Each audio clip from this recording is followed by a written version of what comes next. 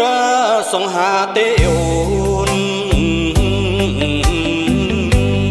បងអាចជូនអូនហើលើមេឃបងជាអ្នកបើកបាក់សាស្លាប់ដែកនៅលើមេឃមានតែបងទេចង់ទៅណាបងជូនទៅភ្លាមចង់ទៅរៀមឬក៏កងឬកំពុងសោមឬតាមខេត្តក្រុងឬមួយក៏ចង់ទៅបាត់ដំបងមិនខ្លាចទេខ្យល់ជុះភ្លៀងបងហងហាច្រៀងបងទេវេហាបងខ្លាចតែអូនទេជីវ៉ា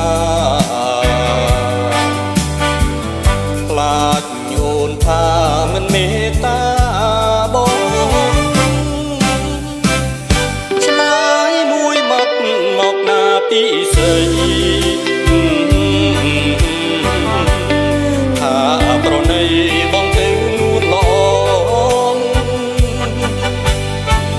ព្រៀមចាំយូរហើយណាស្នេហ៍ស្នងកុំឆ្លើយឲ្យបងសងខឹមណា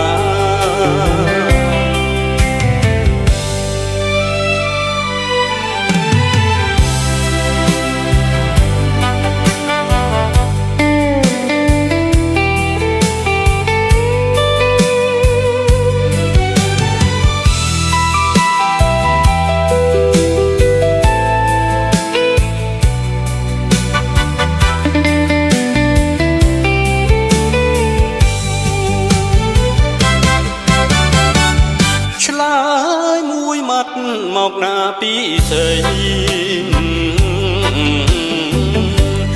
ថាប្រណីបងទៅនួនល្អព្រៀមចាំយូរហើយណាស្នេហ៍ស្នងកុំឆ្លើយឲ្យបងអត់សងខឹមណាកុំឆ្លើយ